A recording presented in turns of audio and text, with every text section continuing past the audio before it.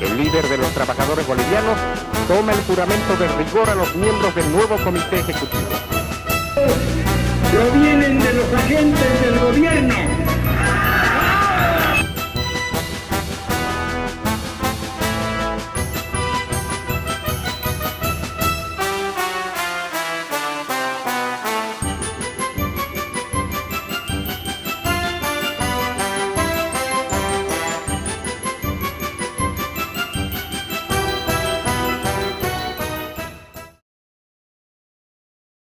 Hoy analizaré uno de los personajes de la historia boliviana más importantes. Sin duda alguna, no se podría comprender no solo los movimientos sociales o los movimientos de los trabajadores, sino la historia misma de nuestro país sin comprender y analizar la figura de Juan Lechín Oquendo. En este documental analizaremos a profundidad y a detalle la vida de este personaje histórico. Muchas veces polémico y frontal, no dudaba en emplear su poder sindical para hacerle frente y reclamar las reivindicaciones frente a distintos gobiernos. Sin más dilaciones, les presento mi documental de Juan Lechín Oquendo. Juan Lechín nace en Corocoro, un histórico pueblo minero rebelde en el departamento de La Paz. Su padre, Juan Lechín Reim, había llegado desde muy lejos, desde el Líbano. Llegó a Bolivia buscando mejores días y fortuna, en esta tierra ya famosa por su explotación minera. Su madre, Juana Oquendo Cusicanqui, llevaba sangre indígena y vasca. El 18 de mayo de 1914 nacería su segundo hijo, Juan. Ninguno de los dos pensaría que algún día ese bebé sería uno de los hombres más importantes de Bolivia. Sería líder de aquellos explotados obreros mineros del lugar y se convertiría en vicepresidente de Bolivia. Ese niño era Juan Lechín Oquendo. Los periodistas de la época decían: ningún obrero del mundo ganaba un salario más reducido y miserable como en Corocoro. Crecería viendo toda la injusticia de aquel pueblo, como la empresa estadounidense American Smelting destruía los hornos y las semifundidoras del pueblo, con el fin de solamente exportar la materia prima del mineral y sacarlo al exterior, con el fin de que otras empresas se encarguen de su fundición y refinación. La destrucción de aquella fundidora representó el verdadero declive del pueblo. Una mañana, el pequeño Juan Lechín se levantó para ir a la escuela de Corocoro y al llegar se percató que ni los alumnos ni los maestros se encontraban en la escuela. Al ser destruida la fundidora, el trabajo y la producción y la población de Corocoro dio por perdido el pueblo. Los artesanos y maestros huían del pueblo con el fin de buscar mejores días en las ciudades y pronto la escuela de Juan Lechín fue cerrada por falta de alumnos. Al ver la situación, la madre de Lechín decidió enviarlo con su padre a Oruro, donde su progenitor quería establecerse como un importador. Debido a las súplicas de sus familiares, la madre de Lechín se queda en Corocoro, de esta manera iniciando una cruenta separación con su madre. Su infancia había sido destruida. Todo lo que conocía hasta ese momento del niño Juan Lechín, de apenas 6 años, había sido cambiado. Sus amigos, su escuela, sus maestros, pero más importante, su madre. Lechín confiesa en su biografía que aquí se sembraría un odio y una rabia hacia los estadounidenses y sus empresas que desde su percepción le arrebataron su infancia. Una vez establecido en Oruro, la vida con su padre era más cómoda.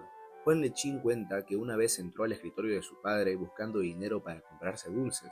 Su padre le habría dado el dinero sin vacilaciones, pero había algo de aventura en entrar sin su supervisión. Entonces abre el cajón y no encuentra pesos bolivianos, pero encuentra una libra esterlina de oro, la cual él, al tener un padre comerciante, sabía el valor de dicha moneda, y decide salir de su casa y buscar que se la cambien por dinero nacional con el cual podría comprarse sus dulces. Pero después de fracasados intentos, finalmente encuentra un relojero, el cual le cambia la moneda por 10 pesos bolivianos. Con una parte de ellos, Lechín compraría sus dulces, pero luego al llegar a la casa, su padre le pide que lo vea jugar billar, actividad en la cual su padre era bastante talentoso. Una vez pasa el tiempo y los empleados van a dormir, su padre le muestra una libra esterlina de oro, similar a la que había robado, y le pregunta si sabía qué era. Lechín, luego de constantes preguntas, responde que sí. Es entonces cuando su padre revisa sus bolsillos y encuentra dinero. Su padre le daría una paliza inolvidable, gritándole ladrón. Resulta que el relojero era el relojero al que frecuentaba a su padre. De esta manera cruenta, Lechín entendería y comprendería que el dinero ajeno no se toca. Mientras tanto, la vida en el resto de Bolivia no mejoraba, especialmente para los mineros, quienes eran una especie de esclavos en un país en el que supuestamente la esclavitud había sido abolida en 1831. Sin embargo, eran una especie de esclavos asalariados, los cuales apenas podían sobrevivir, no solo por el mismo salario, sino por las precarias condiciones laborales de la mina. Mientras los grandes varones se mezclaban con la realeza y disfrutaban de mansiones ostentosas en Europa, formaban parte de los hombres más ricos del mundo y pagándole tan solo un 3% de impuestos al país, en el caso de los patriarcas de La Plata, y 4% en el caso de los varones del estaño. Aún así, de forma desvergonzada, Aramayo salía en periódicos internacionales a decir que hacer minería en Bolivia era difícil, cuando lo difícil era la vida de sus empleados. Mediante un decreto del año 1913 se establecía el descanso dominical. Todos los trabajadores de Bolivia descansaban los domingos, excepto los mineros, debido a que el Estado consideraba que la minería en Bolivia nunca tendría que descansar, ni por un momento, peor un día entero, dado que la minería era el soporte económico nacional. Así trataban a los trabajadores de la mina. Pero Patiño fue otro nivel. Patiño, con su mina La Salvadora y su empresa La Patiño Mines, fue el encargado de la mecanización de la minería: perforadoras, palas y locomotoras suizas, bombas de succión inglesas, hornos giratorios alemanes. En 1924, Patiño logró, mediante juicios y estrategias accionarias, adueñarse de todas las minas de Yayagua y de esta manera expulsar a los empresarios mineros chilenos, fusionando múltiples empresas, agrupándolas en lo que surgiría como la Patiño Mines, con sede en Delaware, Estados Unidos. Pero esto de ninguna manera se puede considerar una nacionalización, más bien un concepto ideal sería la patinización de las minas bolivianas. En aquella época, uno de los centros comerciales más grandes era Oruro, donde en las minas de Huanuni, siglo XX y San José, se producían inmensas cantidades de estaño, y luego oro. En dichos lugares se encontraban las minas de los llamados varones del estaño. Compañías extranjeras como Grace, Williamson Balfour y Duncan Fox, con bancos como el Mercantil o La Nación, eran los encargados de todo este flujo comercial que comenzaba en las minas rureñas y terminaba en fundiciones de Estados Unidos, Alemania e Inglaterra. En medio de todo este flujo comercial, el padre de Juan Lechín encontró un espacio como importador. Su padre era descendiente de fenicios, una civilización que era sumamente conocida por su avidez en el comercio, y demostró aquellos dotes en Bolivia, generando de esta manera estabilidad y prosperidad. En esos años era común que los más acomodados del país manden a sus hijos a internados. El caso de Juan Lechín fue precisamente ese.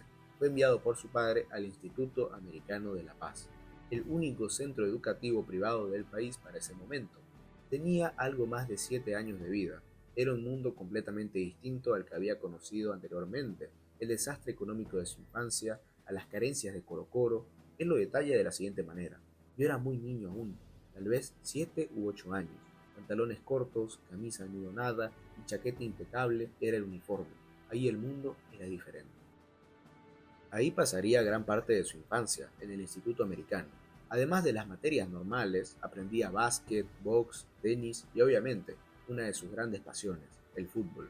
Allí se hizo hincha del equipo de Strongest. Cuenta que se hizo strongista gracias a Ñato Méndez, un excelente jugador de fútbol que estudiaba de igual manera en el Instituto Americano. Iba con sus amigos al cine, a las cafeterías de la ciudad y a jugar fútbol. Era una infancia bastante cómoda. Antes de las 6 de la tarde todos los internos tenían que volver al colegio. Además, a Lechín le gustaba mucho matemáticas y literatura. Los profesores lograban interesar a los estudiantes en estos temas. Pero no todo en el Instituto Americano era color rosa. Lechín allí conocería lo que era el autoritarismo. Estando en el patio del instituto, Lechín y sus compañeros escucharon gritos que provenían de la calle. Eran los jóvenes del colegio Ayacucho. Por mero entrometimiento, Lechín le dijo a los del colegio Ayacucho que los apoyaban en lo que sea por lo que estén manifestándose. Él y su grupo de compañeros comenzaron a gritar vivas y mueras, y los invadió una euforia de rebeldía no antes experimentada. Para ellos fue una emocionante aventura. Al día siguiente, un profesor pidió amablemente que levanten la mano todos aquellos que deseaban ir de excursión a la mina Milluni, cerca del nevado Huayna Potosí. Lechín y otros varios decidieron levantar la mano. Al día siguiente llegaron a Milluni. Estaba nevando, y el frío era bastante duro. Fue entonces que el profesor dejó de comportarse amablemente y comenzó a hablar de manera más tosca. Finalmente señaló que todos aquellos que participaron en la manifestación dormirían fuera del dormitorio, el cual poseía calefacción. Es así como Lechín y sus compañeros que participaron en la manifestación pasaron toda la noche a la intemperie, pasando un frío desolador, el cual penetraba los huesos y durmiendo apoyando la cabeza sobre rocas. De esta manera, el profesor pretendía enseñarles a los manifestantes a cómo debían comportarse realmente. Esto fue uno de sus primeros contactos con el autoritarismo. En el Instituto Americano también conocería a dos personajes importantes de su vida, Rafael Otazo y Hernán Siles Suazo. Uno sería subjefe del MNR y diputado nacional, el otro vicepresidente y 2 veces presidente de Bolivia. Lechín señala que él no sabía nada de política por aquellas épocas y que simplemente quedaba impresionado por el conocimiento de Otazo y Siles sobre aquellos temas. Recordemos que Hernán Siles era el hijo del expresidente Hernando Siles Reyes. Naturalmente llevaba la política en la sangre y como experiencia de vida. Aquel instituto sería muy importante para Lechín. Allí también tendría sus primeras aventuras y amoríos, incluso llegando al punto de casi ser expulsado al ser encontrado por una inspectora saliendo del cuarto de una de sus compañeras. Sin embargo, él había sido a su vez espectador de un amorío entre aquella inspectora y un profesor, y de esta manera, amenazando con revelar dicho secreto si era expulsado del instituto, logró salvarse de su expulsión. El padre de Juan Lechín era un distinguido comerciante. Todo iba bien. El padre de Juan Lechín trabajaba y Lechín iba al Instituto Americano, pero las cosas cambiarían repentinamente. El Congreso Nacional comenzó a discutir un impuesto sobre la harina, la cual generó especulación y una posible subida de precios. Por ende, Juan Lechín Reim decidió adquirir un crédito del gerente del Banco de la Nación de Bolivia. Los representantes de la empresa Grace y Duncan Fox hicieron el envío de vagones llenos de harina con el nombre de Juan Lechín estampado. Parecía un buen negocio, porque ya se había aprobado el nuevo impuesto y la mercadería de Lechín estaba libre de ese gravamen. Pero desde La Paz, el ministro de Hacienda llama al padre de Juan Lechín y le pide reunirse con un señor Ormachea, otro comerciante importador, el cual le propuso una asociación injusta en la cual Ormachea saldría beneficiado fiscalmente hablando. Lechín Reim no aceptó al ver esto incorrecto e injusto. Ormachea no se quedaría de brazos cruzados y buscaría las maneras para arruinar a Lechín, llegando con sus influencias a quitarle el crédito del banco, por lo cual Lechín tuvo que endeudarse con un palestino de apellido Zarzar, dejando toda su mercadería restante como garantía. Resulta que Lechín Reim se acostaba con la esposa de Zarzar, a pesar de que su trato era hasta de compadres. La criada de Zarzar los descubre y es cuando Zarzar decide quedarse con toda la mercadería de Lechín, dejándolo en la ruina. En medio de chismes y mentiras de la sociedad orureña, Lechín Reim se moría de vergüenza. Cuenta en la biografía que era un hombre bastante delicado en ese sentido. No pudo soportar la vergüenza de la ruina y decidió ir a Caracas. Posteriormente, una aseguradora, la cual le prometía devolver el saldo no utilizado del primer año de servicio, también lo estafó. De esta manera, el padre de Lechín quedó oficialmente en la ruina. Esto alimentó cierto odio o rechazo dentro de Lechín hacia la gente acaudalada o rica. El ejemplo de los estadounidenses en Corocoro, Zarzar, la aseguradora, alimentaba en él un odio hacia el capitalista, al cual veía como ni más ni menos que un vulgar estafador. Tras la ruina financiera de su padre, Juan Lechín Oquendo tuvo que mudarse con él y su segunda esposa, María, a Caracas. Le gustaba Caracas, pero extrañaba mucho Bolivia. Recuerda que cada día se despertaba y esperaba a su padre en la puerta de su dormitorio para siempre repetirle que extrañaba a su tierra. El padre deseaba cumplir la promesa que le había realizado a la madre de Lechín, de hacerlo terminar el colegio. Mandaba a Lechín a buscar un colegio, sin embargo, él no lo hacía pensando que su padre no tenía la solvencia económica como para pagar un colegio privado. En Caracas participaría por segunda vez en una manifestación, esta vez a los estudiantes que protestaban contra la dictadura de Vicente Gómez en Venezuela. Volvería a sentir aquello que sintió con los estudiantes de Ayacucho, pero en Caracas era distinto. Era plena dictadura de Vicente Gómez, y con el dictador no se jugaba. Confinó a los estudiantes junto a Lechín y los mandó a campos de trabajo forzado. El lugar se llamaba Puerto Cabello. Sin embargo, los oficiales, al enterarse que era un extranjero, decidieron liberarlo. Su padre, aliviado, lo recibió nuevamente en su hogar, pero se percató que sin duda Venezuela no era el lugar más idóneo para su hijo, añorante de Bolivia, decidiendo hacerlo retornar al país. Se estableció durante un tiempo en Oruro para luego pasar a Yayagua. Una vez establecido en Yayagua, volvió a encontrarse con su madre, quien había contraído segundas nupcias con un señor de apellido Delgadillo. La madre de Lechín igual terminó saliendo de Corocoro cuando fue cerrada la fundidora, al percatarse que no les esperaba ningún futuro o porvenir venturoso en aquel lugar. El nuevo esposo de su madre era un hombre bastante comprensivo y amable con Lechín. El señor Delgadillo trabajaba en una de las minas de Patiño y se comprometió a ayudar a Lechín a encontrar empleo en una de las minas. Yayagua, a pesar de su riqueza mineral, a pesar de haber catapultado a Patiño a ser uno de los 10 hombres más ricos del mundo, era un pueblo que no tenía mucho por venir. No se distinguía de algún otro pueblo del altiplano. Casas de adobe, una cancha y una plaza precarias y calles vericuetas en las cuales se podía observar campesinos vendiendo huevos, gallinas u otros animales. Sin embargo, algo que nunca faltaban eran las cantinas y las chicherías donde los mineros trataban de conciliar la vida y el sufrimiento en momentáneos instantes de placer y jolgorio, los cuales por algunos momentos les hacían olvidar la triste y corta vida que les deparaba producto de sus trabajos en la mina. No era un paisaje conmovedor ni entusiasmador el que se veía en Yayagua. Haciendo un paréntesis, a veces intento comprender a Patiño, a veces trato de ver su perspectiva de las cosas, pero cuando leo la miseria, la pobreza, la tristeza que dejó a su paso, la maquinaria mercantilista y utilitaria que secaba las profundidades de pueblos enteros con el fin de engordar el patrimonio, no puedo ser imparcial con algo así. Cuando escucho los relatos de familias hacinadas, viviendo en pequeñas casas de adobe, sin baño ni mucho menos, con cocinas a las cuales solo se podía ingresar agachado, o el crudo invierno altiplánico que se vivía en aquellas zonas, y luego se viene a mi mente los palacios que construía Patiño, no solo en Europa, sino que también en misma Cochabamba, el Palacio Portales. Ver aquellos lujos, excentricidades y exageraciones y compararlos con la miseria que vivían aquellos mineros simplemente me genera una imposibilidad de empatizar con aquel misterioso y tan citado hombre de nuestra historia, Simón y Patiño. El panorama era distinto de igual manera en Catavi, donde vivían los administradores. Lechín cuenta que en Catavi había chalets, canchas de tenis, cine-teatro, casas con calefacción, duchas y agua atemperadas, piscinas con agua caliente, hermosas decoraciones, alfombras, candelabros y jardines los cuales embellecían el pueblo, y era solo porque ahí vivían los administradores de la mina y los altos directivos de la Patiño Mines en Bolivia.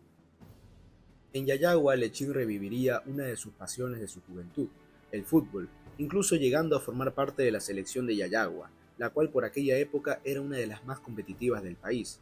Finalmente su padrastro le consiguió un trabajo dentro de la Patiño Mines. De esta manera, irónicamente a nivel histórico, Lechín era un empleado de Simón y Patiño, hacía informes y reportes sobre las obras y avances realizados dentro de la mina, pero al revisar las planillas se percató que un perforador ganaba más y de esta manera es en que Lechín insiste en trabajar interior mina. En lugar de darle dicho trabajo, le asignaron el trabajo del secretario de la sección de la mina La Salvadora. Algo que diferenciaba a Lechín de otros secretarios era que Lechín dejaba entrar a los mineros sucios dentro de las oficinas limpias, lo cual generó una cercanía directa con los mineros que antes tenían prohibido ingresar. Lechín era terco y se encaprichó, estaba convencido que le iría mejor siendo perforista.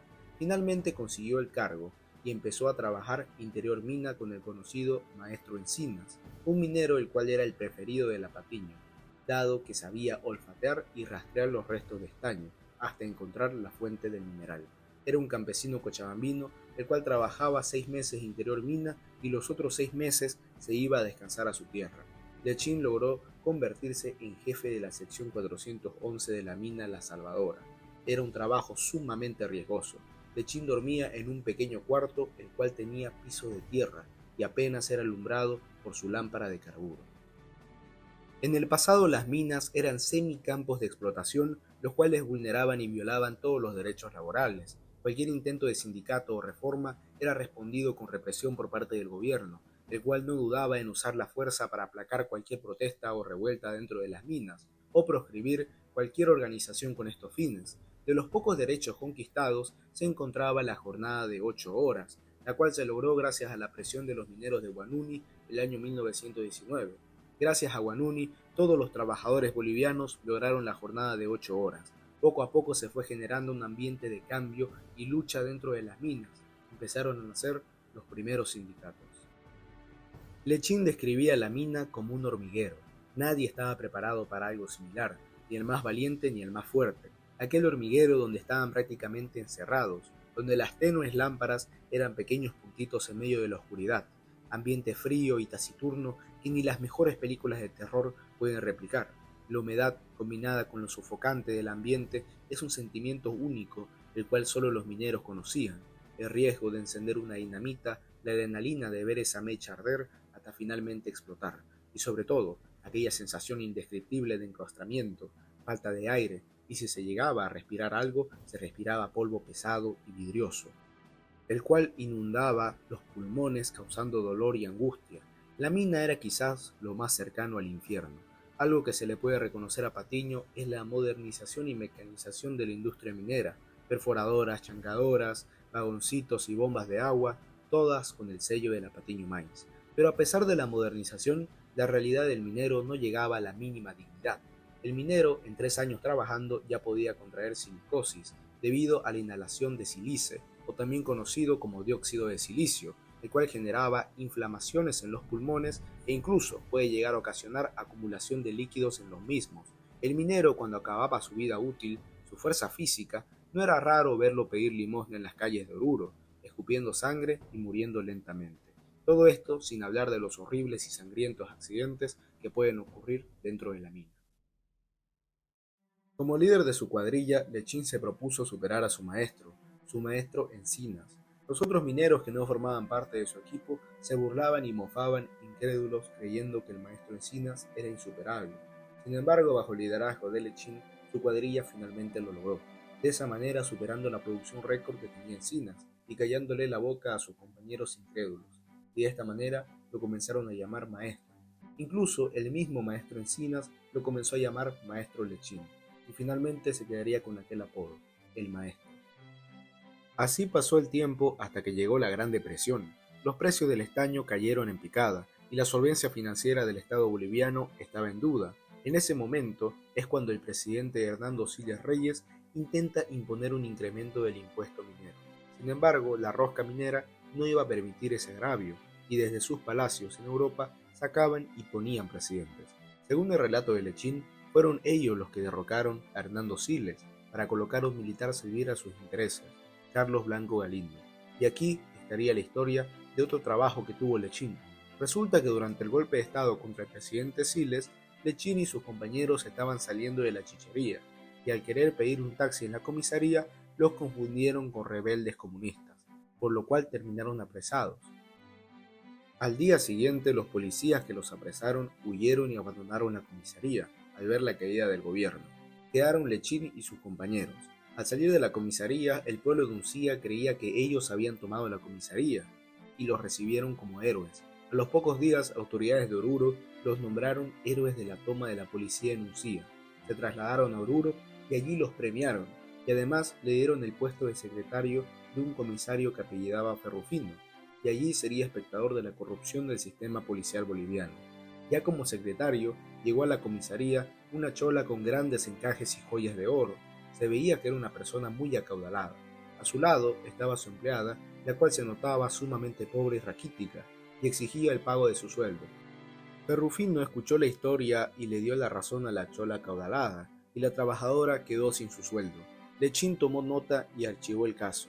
Luego Lechín le preguntaría a Ferrufino por qué falló de esa manera, y él le respondería secamente, porque las semillas siempre mienten. Luego, en una inspección de chicherías, aquella misma chola adinerada le servía tragos y las mejores comidas, completamente gratis al señalado comisario. Lechín no podía con su remordimiento, creía que podría haber hecho algo más por la trabajadora, sin embargo no opuso resistencia. Lechín volvería a la mina, quizás era más sucia, más peligrosa, pero al menos no era partícipe de los actos que vio en la comisaría. Una vez de vuelta en la mina, vería una de sus primeras protestas.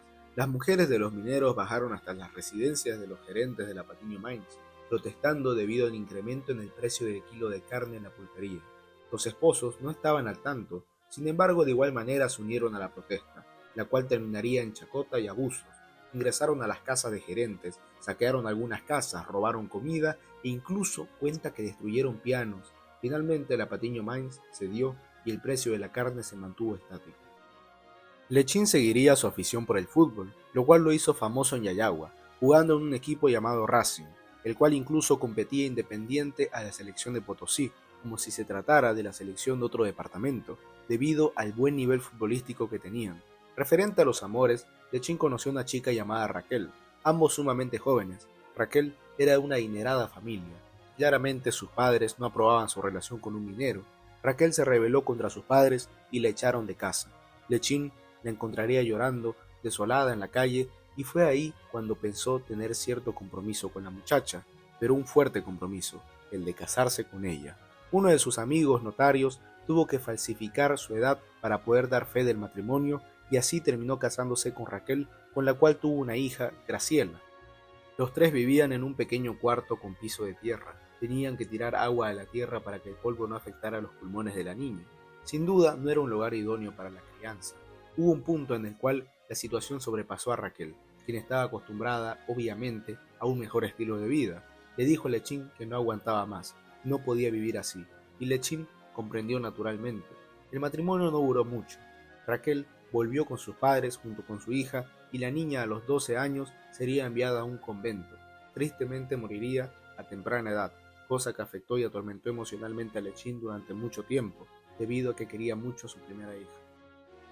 A todo esto llegamos al año 1932. Los vientos de guerra resoplaban en Bolivia, con un presidente Salamanca que pedía pisar fuerte en el Chaco. Esta consigna y malos delineamientos fronterizos, además de grandes intereses económicos, especialmente petroleros, nos empujaron tanto a paraguayos como bolivianos a una guerra fratricida entre países mediterráneos, por un territorio el cual supuestamente contenía petróleo.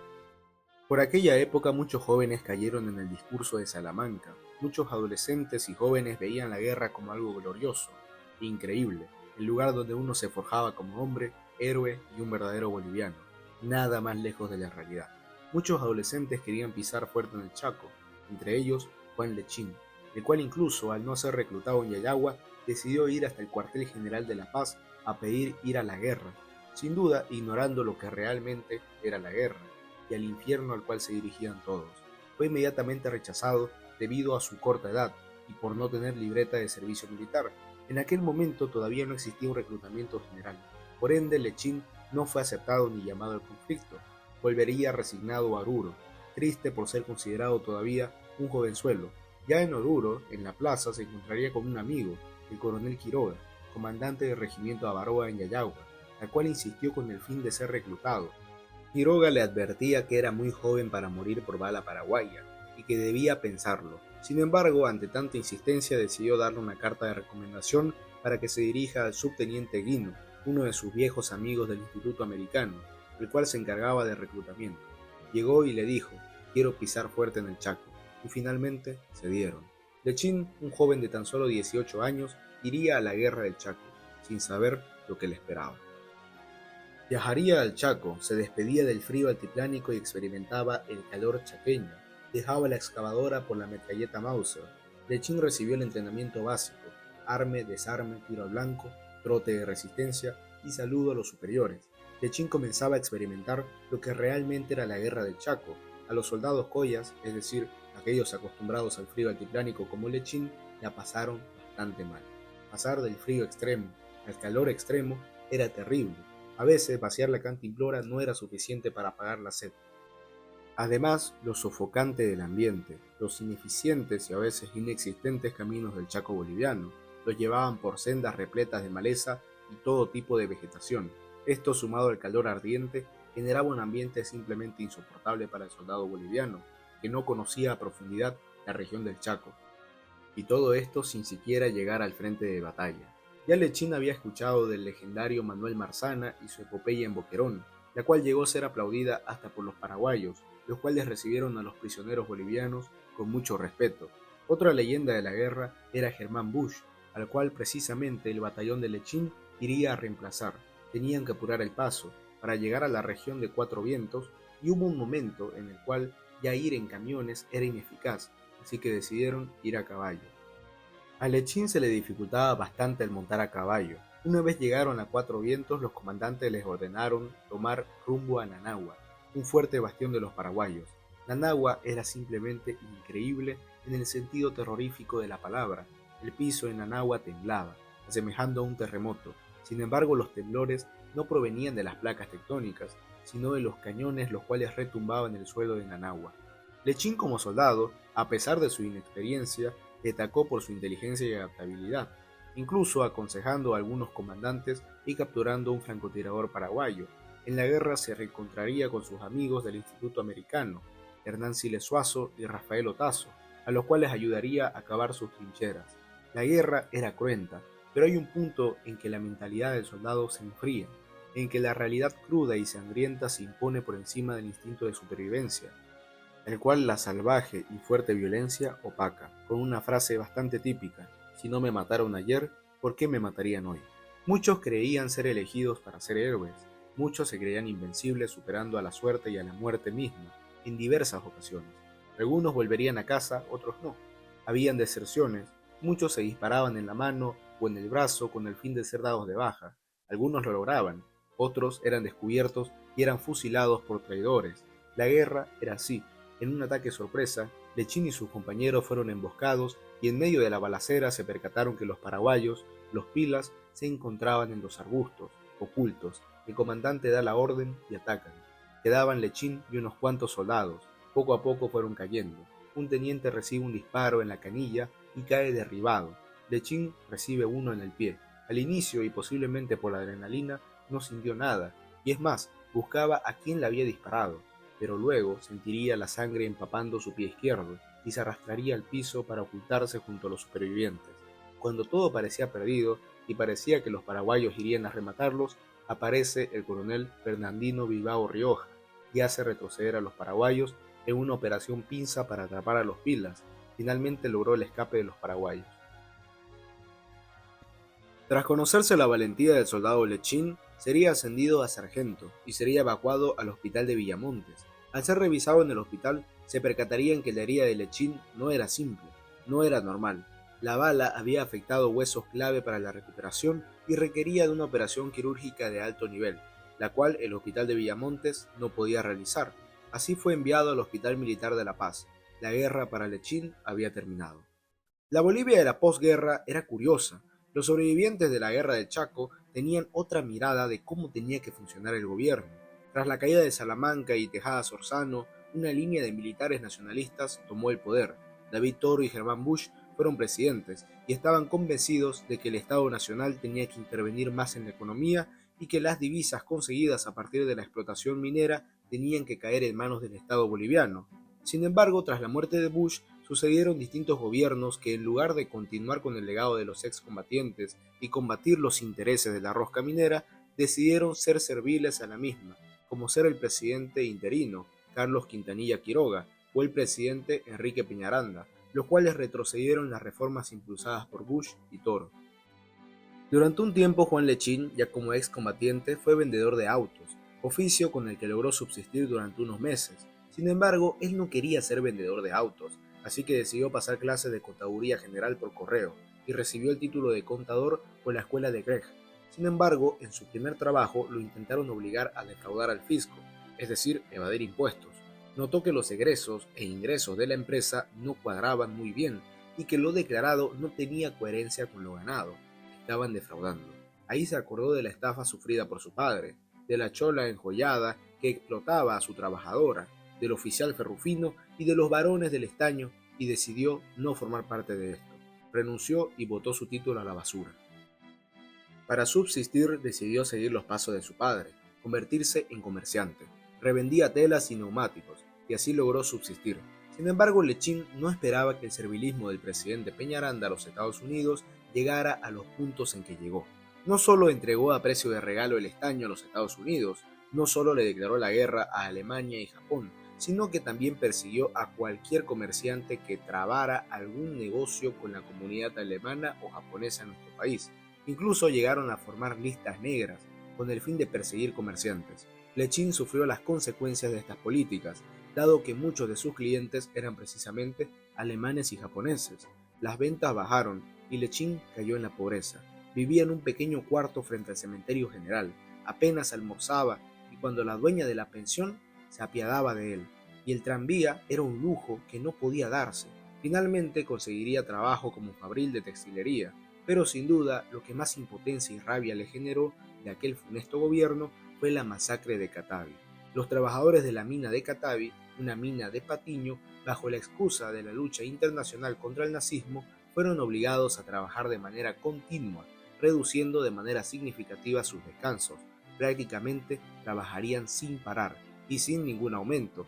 Esto naturalmente generó una masiva protesta en las minas, la cual fue respondida por Peñaranda con una represión nunca antes vista, una masacre. Lechín se detenía a pensar. Él era en ese momento fabril, pero si no iba a la guerra, seguiría siendo minero y posiblemente hubiera muerto junto a sus compañeros en los campos de Catavi luchando por sus derechos. Sin embargo, ningún gobierno dura para siempre, y Radepa, una logia militar emanada de los excombatientes de la Guerra del Chaco, estaba conspirando contra el gobierno de Peñaranda. Pero no solo Radepa conspiraba, un nuevo partido político llamado el Movimiento Nacionalista Revolucionario también se encontraba en las filas de conspiración. Uno de los amigos de Lechín, uno de sus amigos del Instituto Americano, hijo del expresidente Hernando Siles, estaba en la conspiración, Hernán Siles Suazo. Una vez derrocado el gobierno de Peñaranda en diciembre de 1943, Siles Suazo llama a Lechín y lo invita a ser director de Industria y Comercio. Sin embargo, Lechín rechazó el cargo debido a que carecía de formación suficiente para desempeñarlo, pero Siles deseaba ayudarlo de cualquier manera, así que le suplicó pensar en algún otro cargo que podría desear, y fue entonces que Lechín le dijo: «Quiero ser subprefecto de Uncía». Lechín sobre todo quería probarse a sí mismo su capacidad de mando y administración, y qué mejor lugar que Uncía, un sitio que conocía bastante. Habían pasado 10 años desde la última vez que estuvo en aquel lugar, en aquel distrito minero. Nada había cambiado, la misma miseria, la misma lastimera situación, la cual, a pesar del paso de una década, no dejaba de denotar los albores de una época de miseria y desigualdad que parecía nunca terminar. La subprefectura de Uncía no era distinta, el escritorio polvoriento, el piso de madera rechinando y las paredes quebradas y manchadas por el paso del tiempo marcaban lo que significaba el deterioro institucional de un lugar en específico. La subprefectura de Uncía tenía bajo su jurisdicción históricos distritos mineros como Yayagua, Siglo XX y Catavi. Al llegar Lechín a la subprefectura, la gente no tardó en recordarlo, aquel minero que se hizo maestro jefe de cuadrilla. Para él fue algo ameno y lúdico el volver a ver a sus viejos amigos, los que sobrevivieron a la mina, las masacres y la guerra. Al día siguiente de su posesión, tocaron la puerta de su oficina y sin esperar a que su secretario abriera, decidieron ingresar hombres pulcros y con hermosos trajes. Lo saludaron como si lo conocieran de toda la vida. Esos hombres eran los abogados de Simón y Patiño, los cuales, guiñándole el ojo y sonriéndole con sus blanqueados dientes, le entregaron una libreta la cual contenía vales por 1.500 bolivianos para la pulpería. Esta era la manera con la cual los abogados del Rey del Estaño recibían a los subprefectos. Lechín guardó la libreta. Las siguientes semanas, Lechín se dedicó a visitar los mercados y chicherías de Uncía para evaluar la situación real de la zona, elaborar presupuestos, planes y proyectos. De repente recibió la visita de los abogados y esta vez le pidieron que se entreviste con el gerente de la empresa. Lechín vio esto como una orden y la rechazó, señalando que él era la autoridad y no el gerente. Decidió retirarse de su oficina y al estar saliendo escuchó un murmullo. El abogado dijo textualmente, y perdón por la expresión, es el primer que rechaza una reunión con el gerente. Sucedió algo curioso. En lugar del subprefecto ir a la casa del gerente, sucedió al revés. El gerente visitó la subprefectura. Lechín lo hizo esperar por 1 hora a propósito, y una vez tuvieron la reunión, lo distrajo con todo tipo de charlas superfluas, recuerdos de la mina, familia e incluso fútbol, todo menos negocios. Al finalizar la reunión, el gerente con una sola frase le dijo todo lo que tenía que decirle. La empresa estará dispuesta a cooperarlo en lo que usted quiera, como lo hicimos con los demás subprefectos. Y si quiere un auto, no tiene más que telefonearnos. Como subprefecto, Lechín visitó las escuelitas de Uncía y se percató del precario estado de las mismas. Decidió cobrar un impuesto extra a las chicherías con el fin de mejorar los colegios. Al inicio, los chicheros se opusieron, pero finalmente Lechín les hizo entender que el dinero recaudado iría en mejoramiento de las escuelas en las que estudiaban sus propios hijos. Por primera vez los niños tenían buenos pupitres, ventanas para evitar los vientos helados, puertas de calidad e incluso desayuno escolar. Esto sería muy apreciado por los lugareños, los cuales le regalaban a Lechín comida, gallina, huevos, papa, chuño, entre otros regalos, los cuales Lechín los entregaba a sus 2 guardias y a su secretario privado. Mientras tanto, a nivel nacional, la situación era bastante compleja. Los Estados Unidos acusaban al gobierno de Villarroel y el MNR de ser simpatizantes nazis. A pesar de los constantes informes de Paz Estenssoro afirmando no ser nazis, el gobierno norteamericano no se convencía de aquello. Creía fervientemente que el MNR y Radepa tenían orígenes fascistas. El presidente Gualberto Villarroel enviaría a Enrique Sánchez de Lozada, sí, el padre del futuro presidente Gonzalo Sánchez de Lozada, a convencer a los Estados Unidos para lograr el reconocimiento del gobierno de Gualberto Villarroel. La condición que impuso los Estados Unidos fue incluir dentro del gabinete a por lo menos un ministro del PIR, el Partido Izquierdista Revolucionario. Algunos se extrañarán preguntándose cómo Estados Unidos podría sugerir un ministro comunista.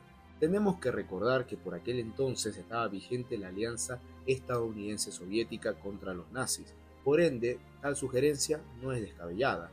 El PIR era un partido directamente relacionado con la Unión Soviética de Joseph Stalin.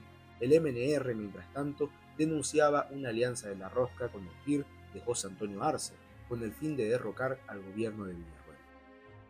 Villarroel llegaría a un pequeño acuerdo. Habría elecciones, no presidenciales, sin embargo sí congresales. En el nuevo Congreso recién electo se definiría el futuro de su permanencia en la silla presidencial. Pero de todas maneras Estados Unidos amenazó señalando que si los elementos nacionalistas no salían del gobierno, Estados Unidos continuaría sin reconocer al gobierno de Villarroel, inclusive si estos ganaban las elecciones. Finalmente Lechín, al ver que su sueldo no le alcanzaba para vivir, decide renunciar a la subprefectura de Uncía. Esto fue un duro golpe para los mineros y los obreros, los cuales se sentían protegidos por el subprefecto, el cual incluso debido a un abuso a un trabajador llegó a meter en una sucia carceleta a uno de los administradores de la Patiño Mines. Pero la decisión de Lechín era firme, renunció. Lechín se trasladó a la ciudad de La Paz, pero los mineros lo buscaron para que sea delegado del Congreso Minero, el cual iba a definir las reivindicaciones del sector y la organización del mismo. Ante tal sugerencia, Lechín respondió: ¿qué sé yo de sindicato?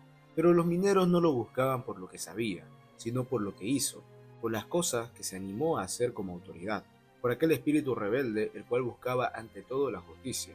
Lechín, ante la insistencia de los mineros, decidió aceptar sin saber que estaba sellando un pacto perpetuo con el sindicalismo y los trabajadores mineros.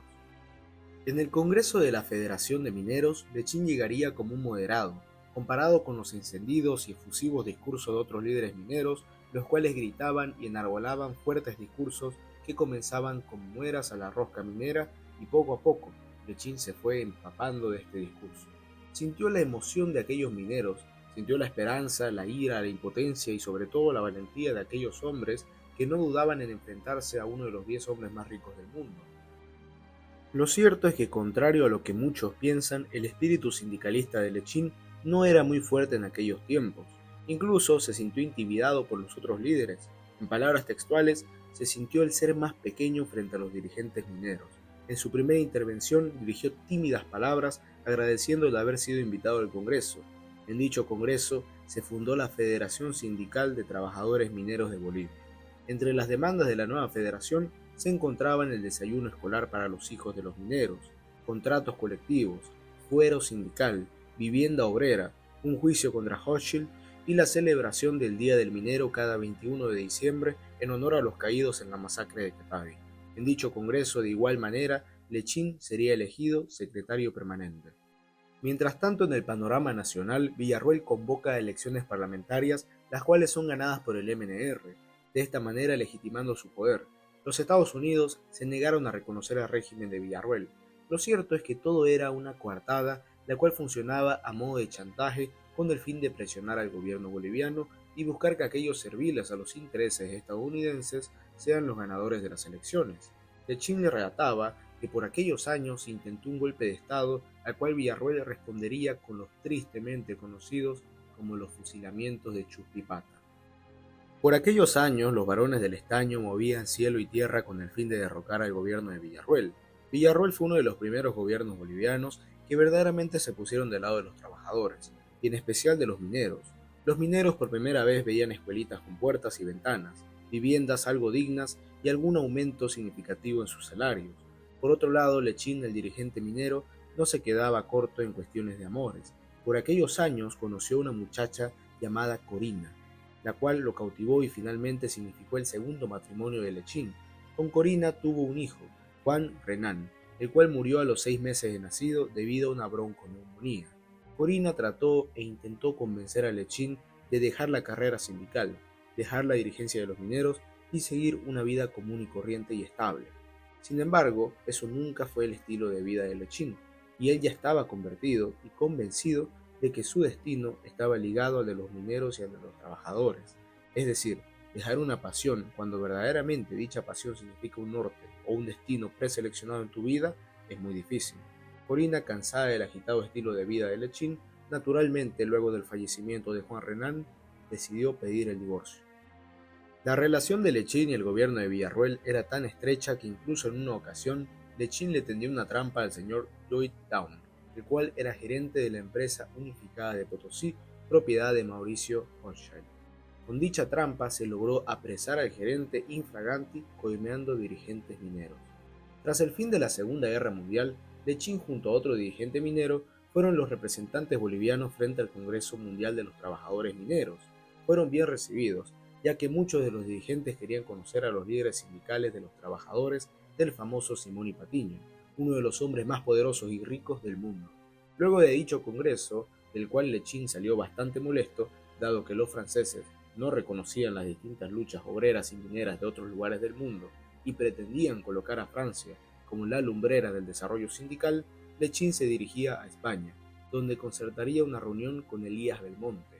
Cuando él era minero, había escuchado varias anécdotas sobre ese militar, el cual en una ocasión, debido a una injusticia para con uno de los trabajadores, decidió darle una paliza personal a uno de los abogados de la Patiño Mañez. Además, Elías Belmonte terminó exiliado, debido a que se lo acusó de ni más ni menos que dirigir un golpe de estado de tendencias nazis en Bolivia.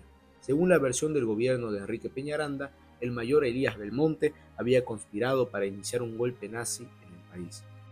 Luego de una amena charla y ya casi sin dinero, decide retornar a Bolivia, en vuelo Portugal-Brasil-Santa Cruz-La Paz. Al llegar a La Paz estaba por comenzar el segundo Congreso Minero, por lo cual se dirigió a Potosí. En una gélida jornada, la Federación de Trabajadores Mineros iba a elegir una nueva directiva. Tras evaluar los trabajos realizados durante su gestión, y en especial poniendo énfasis en que Lechín había sido minero y como subprefecto de Uncía se enfrentó a los intereses de los varones del estaño, el Congreso decidió elegirlo como secretario ejecutivo, es decir, el cargo de mayor jerarquía dentro de la federación. Como secretario ejecutivo conoció un hombre que sería importante en la historia de Bolivia, e incluso en su historia personal, conoció al por entonces ministro de Hacienda Víctor Paz Estenssoro. El asunto principal era la discusión sobre la nacionalización de la mina de San José, propiedad de Mauricio Hochschild. La empresa se negaba rotundamente a mejorar las condiciones de los mineros y a ceder a las pretensiones de la federación. Por ende, Lechín le pide al ministro de Hacienda Paz Estenssoro evaluar la situación frente a una nacionalización de la mina. Lechín le había hablado en estos términos: el principal enemigo del MNR es el PIR. Dentro de su propuesta de gobierno se encuentra la nacionalización de las minas, la cual era la propuesta estrella del PIR. Si el MNR en el poder cumplía con esta propuesta, dejaba al PIR sin discurso ni norte alguno, de esta manera ganando la pulseada política. Sin embargo, curiosamente, Paz Estenssoro le respondería a Lechín que el presidente Villarroel se oponía a la nacionalización. Lechín señalaba en su biografía que nunca supo si lo que le dijo Paz Estenssoro sobre la nacionalización de San José era cierto, dado que tenía cierto grado de desconfianza debido a que anteriormente Paz Estenssoro se había desempeñado como abogado de la Patiño Mañez. Algo curioso e interesante es un fenómeno sindical que sucedía en las minas propiedad del señor Aramayo. En todas las minas de Patiño y Hochschild se habían logrado incorporar a los trabajadores a la federación. Se habían realizado huelgas y pliegos petitorios bastante duros. Los trabajadores estaban dispuestos a organizarse contra el poder de las empresas. Sin embargo, sucedía algo raro. No había mineros rebeldes o organizados en las minas propiedad del Grupo Aramayo. Enterado de aquello, Lechín se dirige a dichas minas y les propone a los trabajadores aumentos salariales o medidas de presión con el fin de cumplir con exigencias ya cumplidas en otras minas, pero los mineros se negaban. Si bien recibieron en hombros a Lechín y a los dirigentes de la federación como reconocimiento por la lucha por los trabajadores de su gremio, no apoyaron las medidas propuestas por Lechín. Respondían diciendo: no, señor Lechín, no necesitamos sindicatos, el patrón es bueno. Lechín, sorprendido, no podía comprender ese afecto. Luego, al investigar lo que sucedía en las minas del Grupo Aramayo, se percató que el patrón Carlos Víctor Aramayo era sumamente cercano a sus trabajadores. A diferencia de Hochschild y Patiño, Aramayo recordaba los nombres y apellidos de los líderes de la mina o los maestros de la mina, incluso el nombre de algunos de sus trabajadores, a los cuales saludaba personalmente. Además, tenía ahijados y compadres en todo lado. Era mucho más cercano y afecto con sus trabajadores. Además, cuando ellos tenían emergencias, los ayudaba, dándoles montos de dinero con el fin de que atiendan a sus esposas, alguna enfermedad, o compren alguna cena o realicen alguna fiesta en fechas célebres. De esta manera, Aramayo, gracias al cariño que le tenían sus trabajadores, evitaba que se organicen en sindicatos y le declaren huelgas o pliegos petitorios duros o protestas violentas, cosas que sí sucedían en otras minas. A principios de 1946 se realizaba el tercer Congreso Minero. El desafío en aquel momento era el reconocimiento por el bono de antigüedad, el cual los varones del estaño se negaban a reconocer. Un fallo judicial le dio la razón a los trabajadores, sin embargo la información no había llegado a las minas, donde los mineros actuaron haciendo huelgas y protestas. Esto sirvió para que los abogados de las empresas argumenten señalando que a los trabajadores no les importaban las leyes, que lo único que querían era no trabajar. Además, Patiño presionó al gobierno señalando que si no se solucionaba la situación, cerraría la mina de Huanuni. Frente a todos estos problemas, Lechín pensó en renunciar. Sin embargo, los mineros volvieron a elegirlo secretario general. Poco a poco se iba avanzando en distintos derechos a los trabajadores. Además, durante este mandato ocurrió una de las primeras tomas efectivas de una mina, la mina Santa Fe, propiedad de un alemán, el cual se negaba a realizar un aumento salarial, a lo cual los trabajadores deciden tomar la mina y expulsar a los gerentes e ingenieros. Se reparten los cargos y logran administrar efectivamente la mina, dando una muestra clara de que se podía administrar la mina por parte de los trabajadores. El gerente alemán volvió y concedió el aumento salarial, y la mina continuó con su funcionamiento, pero algo había despertado, una idea había renacido, y una posibilidad se había visto que en los hechos no era tan descabellada. Surgía la idea de la nacionalización de las minas. Pero en el gobierno nacional la situación era crítica. Por un lado, la rosca minera presionaba al gobierno financiando periódicos para mellar su imagen y amenazando con cerrar las minas.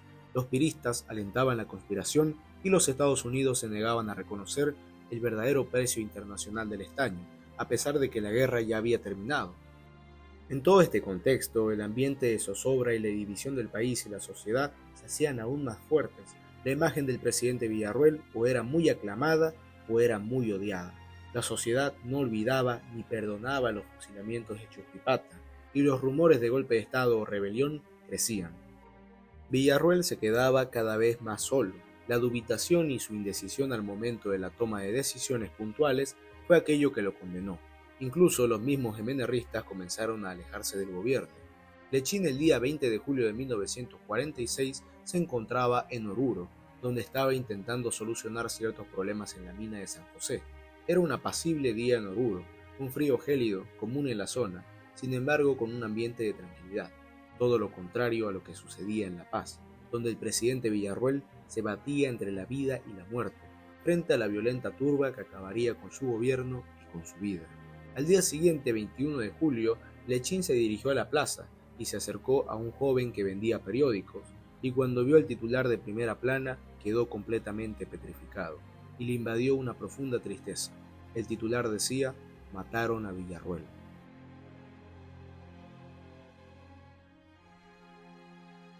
El presidente Villarroel, quizás el que más apoyó a los trabajadores mineros y trabajadores en general, había sido asesinado y colgado en un farol de la Plaza Murillo.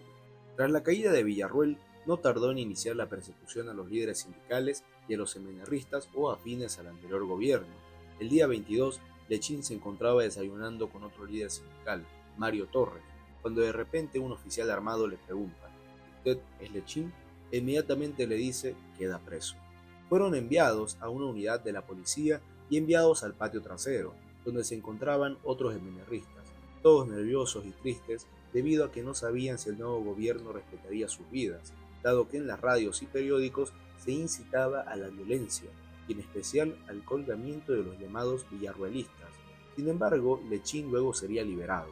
El prefecto von Borries, quien también era rector de la Universidad de Oruro, lo liberó dado que los mineros de la mina de San José amenazaron señalando que si Lechín continuaba preso, no iban a responder por la sangre y la violencia que cometía. Cuando Lechín sale de la cárcel, lo reciben con gran alegría. Sin embargo, al mismo tiempo todos estaban tristes por la muerte del presidente Villarruel, pero pactaron que eso no los desanimaría. Villarruel no quisiera eso. Allí nació un icónico cántico, cuyo coro sería repetido por generaciones futuras durante décadas: Gloria Villarruel. Pero los problemas no terminarían ahí. El radicalismo político estaba en efervescencia. Incluso Lechín estuvo a punto de ser colgado. De no ser por la presencia de universitarios y mineros, Lechín corría el mismo destino que Villarruel. El nuevo gobierno, dirigido por Tomás Monje Gutiérrez, anunció promesas vacías, señalando que respetaría las leyes laborales y los avances de los derechos de los trabajadores. Sin embargo, en los hechos nada de esto sucedía. Se hacían listas negras donde se señalaban los trabajadores que no trabajarían en ninguna mina, además de la expulsión de dirigentes sindicales de primera, segunda y tercera línea, además de las amenazas de Hochschild de despedir a sus trabajadores sin beneficios. Desconocieron sistemáticamente las leyes laborales. Frente a toda esta apremiante situación, se convoca a un congreso extraordinario que se realizaría en Pulacayo, sur de Potosí. De esta reunión saldrían las siguientes conclusiones: ocupación de las minas, armas para los obreros y participación directa en el poder político. El retroceso a los derechos laborales y el asesinato del presidente Villarruel sin duda alguna radicalizaron el pensamiento de los mineros y obreros, los cuales sentían al Estado Nacional ya no un protector de sus derechos, sino directamente un enemigo de los mismos. De este congreso también nacería la conocida tesis de Pulacayo, redactada por el trotskista del Partido Obrero Revolucionario, el POR, Guillermo Lora, y marcaría un punto de inflexión en las luchas obreras y mineras, y en especial marcaba el inicio del radicalismo político. El reformismo o el colaboracionismo con el gobierno de la Rosca era considerado traición. Independencia de los gobiernos de turno y partidos políticos, armas para los obreros, oposición al fascismo y a lo que denominaban como imperialismo estadounidense, participación de obreros como candidatos y la creación de la Central Obrera. En síntesis, marcó una exacerbación de oposiciones políticas y el ingreso formal del sindicalismo en la política nacional. La tesis de Pulacayo anuncia el socialismo y la dictadura del proletariado como metas a seguir. Sin duda alguna, en la historia política del país, nunca se había publicado un documento político tan radical como la tesis de Pulacayo. El presidente Monje, con el fin de democratizar el Estado Nacional, convoca a elecciones para el 3 de enero de 1947, aunque el proceso no era muy democrático, dado que excluía la participación de una amplia mayoría de la población por el conocido como voto censitario.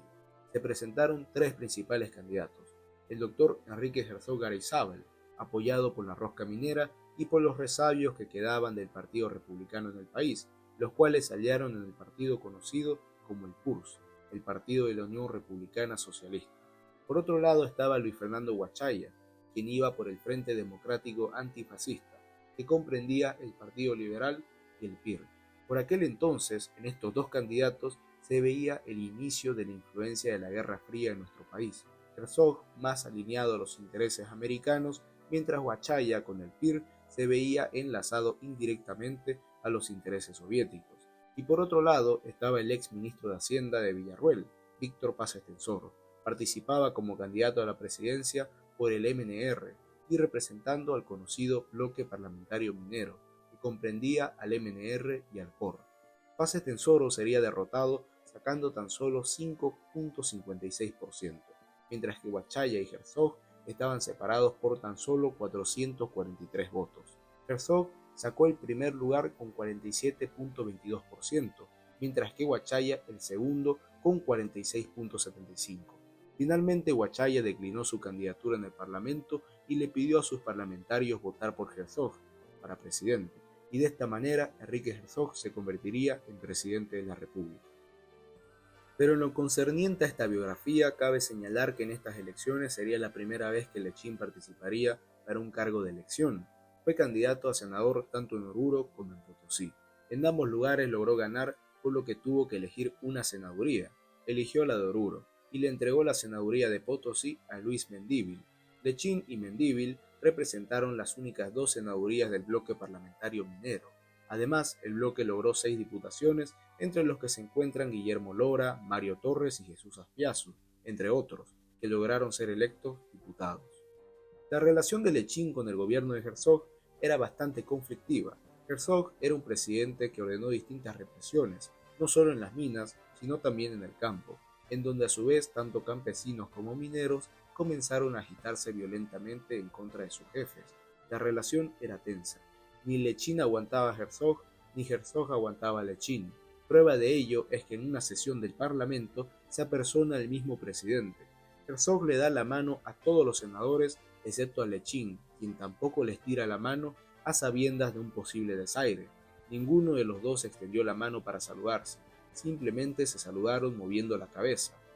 Pero Herzog no se quedaba corto. En una ocasión, sin mostrar prueba alguna en la prensa, señaló que Lechín recibía 1 peso boliviano de cada minero, lo cual se traducía en 80.000 pesos bolivianos, lo cual en la época representaba una fortuna.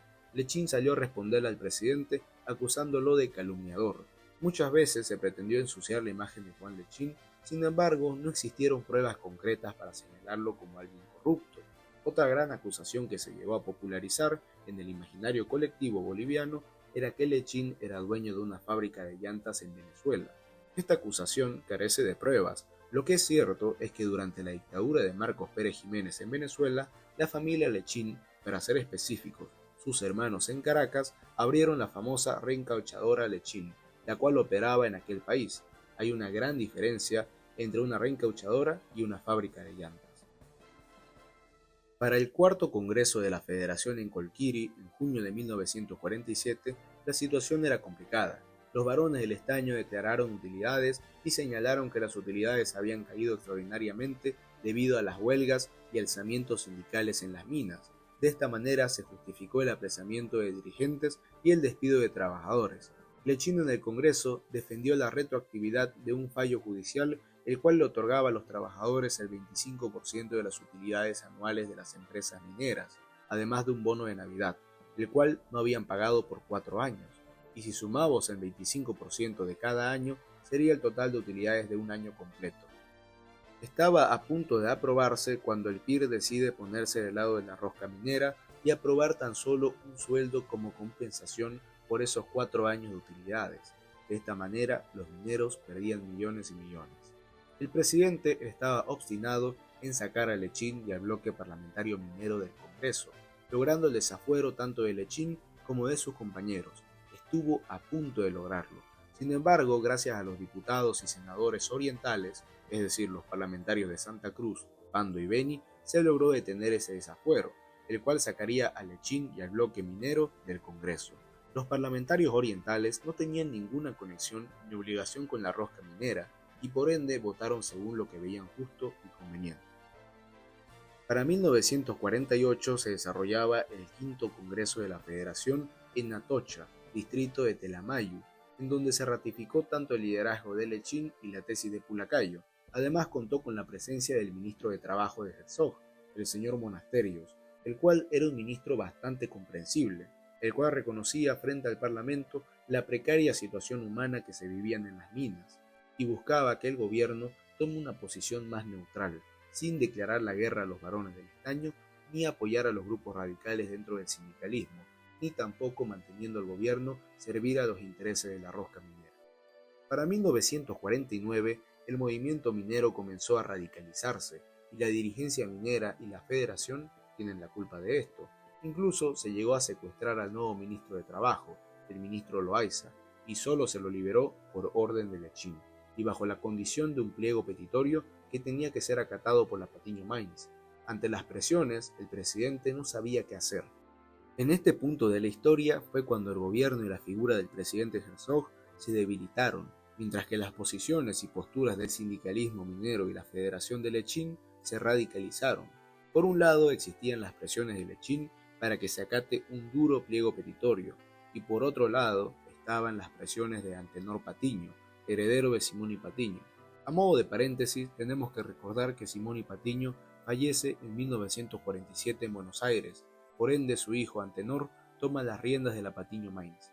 En todo caso, la Patiño Mines exigía la militarización del altiplano boliviano, es decir, Oruro, Potosí y La Paz. Cuando Lechín habló con miembros del gabinete, le señalaban que el presidente estaba sumamente agobiado y nervioso. El presidente no quería masacres, pero tenía fuertes presiones.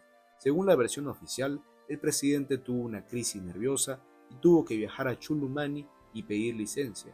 Según la versión de los sindicatos, Herzog demostró cobardía y decidió fingir una enfermedad para pedir licencia y dejar a su vicepresidente, un hombre frío y mucho más práctico para tomar decisiones sobre cómo afrontar la situación.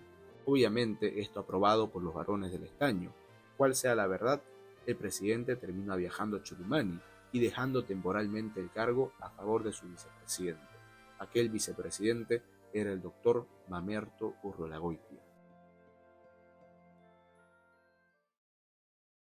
Urriolagoitia no tuvo contemplaciones, congeló los salarios, prohibió el cierre de las fábricas y aprobó reducciones de personal y despidos masivos, y cuando las huelgas estallaron en todo el país, no dudó en declarar el estado de sitio, no solo en las zonas mineras, sino en todo el país. La situación se calmó, dado que Patiño aceptó el aumento de un 17% de los sueldos. Sin embargo, Urriolagoitia insistía en mantener las minas militarizadas. Se acercaba época de elecciones. El presidente Urriolagoitia redobló la apuesta e insistió con el desafuero a Lechín y el bloque parlamentario minero. Además, hubo represiones en Plaza Murillo y persecución a los líderes del MNR. El senador Lechín sería uno de los más perseguidos por el gobierno de Mamerto Urriolagoitia.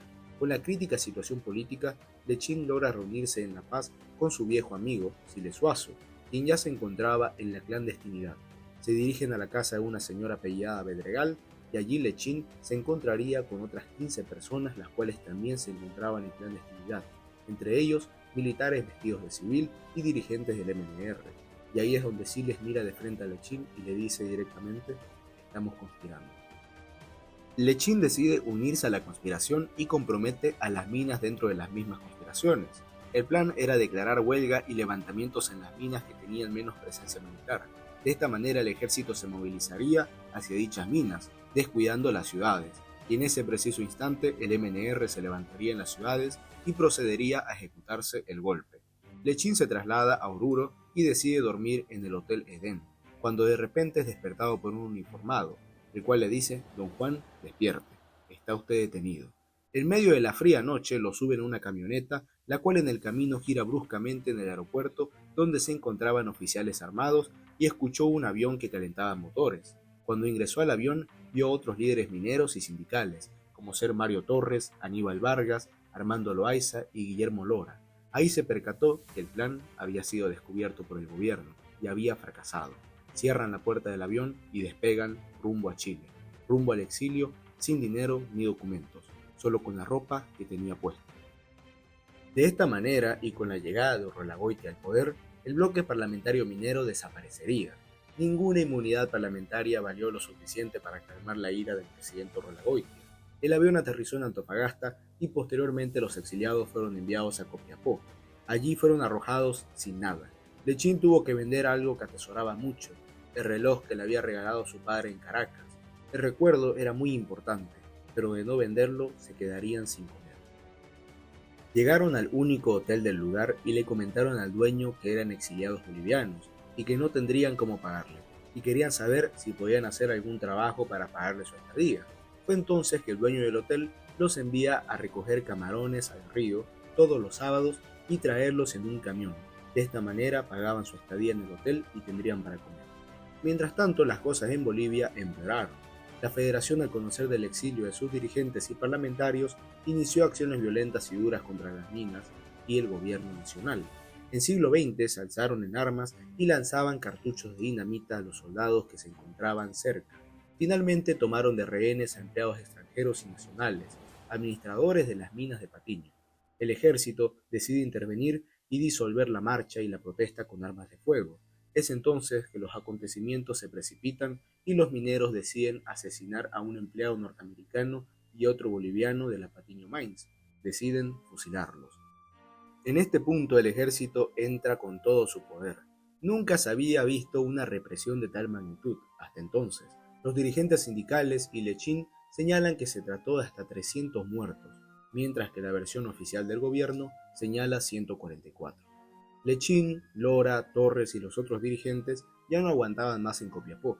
Además, querían regresar a Bolivia, luego de saber la desgracia ocurrida en el siglo XX, y decidieron realizar una huelga de hambre pidiendo ser enviados a Santiago de Chile para luego regresar a Bolivia. Los carabineros se acercaron y pretendieron ayudarles. Sin embargo, lo único que lograron fue ser enviados en el tren Flecha del Sur y ser dispersados en distintos lugares de Chile. Ahora estarían separados. Lechín sería dejado en Chillán, una zona prácticamente ártica de Chile. Lechín se dirigía al mejor hotel de Chillán. Lo reconocieron. Todos hablaban de los políticos bolivianos exiliados. Cuando le preguntaron a Lechín cómo pagaría el hotel, señaló que el prefecto de Chillán lo pagaría, mintiendo, obviamente. Luego se dirigió a la prefectura, donde pudo hablar con el prefecto, el cual le señaló que tendría que firmar 2 veces un libro para asegurar su exilio, una vez en la mañana y una vez en la noche. Y el ministro de gobierno finalmente accedió a pagar el hotel de Lechín. Tras algunas semanas, Lechín recibe una carta de sus compañeros, también exiliados, en la cual señalan que todos se reunirían en Santiago, donde los esperaba José Feldman Velarde, un dirigente del MNR. Lechín logra huir gracias a la ayuda de uno de sus amigos en Chillán. Firma el libro en la tarde para no despertar sospechas en la noche y logra huir en una camioneta de su amigo rumbo a Santiago de Chile. Se reúnen todos los exiliados con Feldman Velarde y deciden buscar asilo en la embajada argentina. Argentina les niega el asilo político, algo raro si tomamos en cuenta que por aquel entonces gobernaba Perón. Sin embargo, las cosas sucedieron de tal manera. Posteriormente, se dirigieron a la embajada uruguaya. La embajada les dijo que se tramitaría su asilo. Sin embargo, los engañaron y la policía comenzó a rodear la embajada. Cuando estaban por ser desalojados, lograron escapar en un vehículo y ocultarse en la ciudad de Santiago. Lechín recordaba que uno de sus amigos de la infancia, uno con los cuales jugaba fútbol en Oruro, vivía en Santiago, y su familia logró prosperar en Chile, y logró convertirse en un acaudalado hombre de negocios. Su nombre, Manuel Yarur. Se ocultaría en su casa y sería recibido con todos los lujos, incluso un chofer que le ayudaba a moverse por la ciudad sin miedo a ser encontrado, dado que recordemos que para este momento Lechín y sus compañeros eran buscados en todo Chile. Con el pasar de los meses, el presidente Herzog formalizó su dejación del cargo y dejó a Rolagoitia como presidente de Bolivia. Rolagoitia no tenía contemplaciones. Las conspiraciones aumentaban en el país y finalmente existieron diversos levantamientos a nivel nacional en distintas ciudades, lo cual se conoce como la Guerra Civil de 1949. Las fuertes represiones del gobierno de Rolagoitia harían que casi toda la clase política termine exiliada en Chile. No tardarían en llegar Hernán Siles Suazo, Ñuflo Chávez Ortiz, Óscar Únsuga de la Vega e incluso José Antonio Arce, el famoso líder e intelectual del Partido Izquierdista Revolucionario, el PIR, el cual en un primer momento había apoyado el derrocamiento de Villarroel.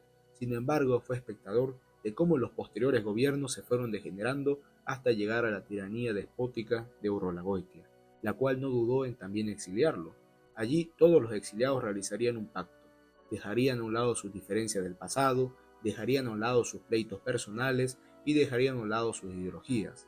El único enemigo tenía nombre y apellido: Mamerto Urrolagoitia Arriaga.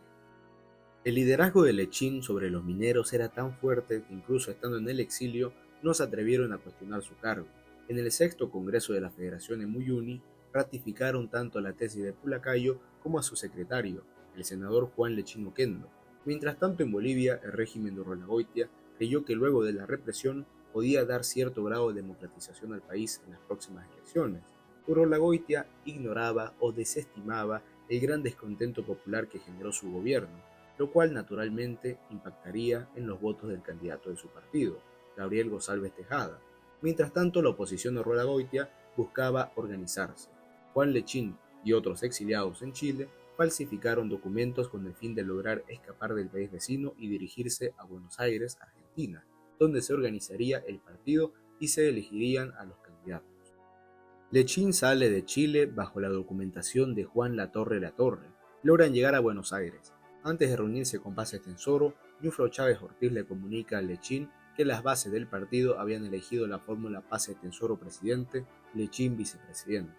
Finalmente se reunieron con Paz Estenssoro en Buenos Aires y se reunieron tanto Lechín, Paz Estenssoro, Ñuflo Chávez Ortiz y Gutiérrez Ganier en un café de la ciudad porteña. Hubieron 3 reuniones en las cuales se definían los candidatos y las oportunidades que tenía el MNR y el bloque minero de ganar las elecciones presidenciales. Paz Estenssoro estaba sumamente preocupado por la fórmula presidencial. Tenía mucho miedo del no reconocimiento de los Estados Unidos, dado que aquello fue uno de los pilares fundamentales en la caída de Villarroel. No lo quería decir explícitamente, pero lo cierto es que dudaba de la candidatura de Lechín a la vicepresidencia. Lechín inmediatamente se percató de aquello y le dijo a Paz Estenssoro que no tenía ningún problema en abandonar su candidatura a la vicepresidencia. Prefería seguir dirigiendo la Federación de Mineros.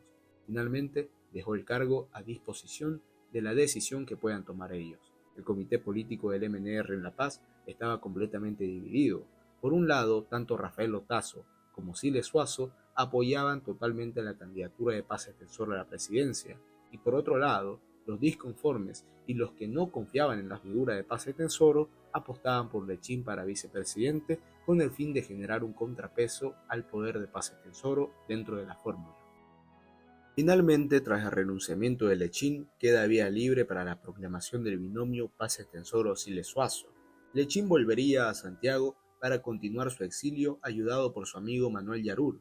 Sin embargo, las elecciones se acercaban y el régimen de Urrelagoitia había reducido su persecución.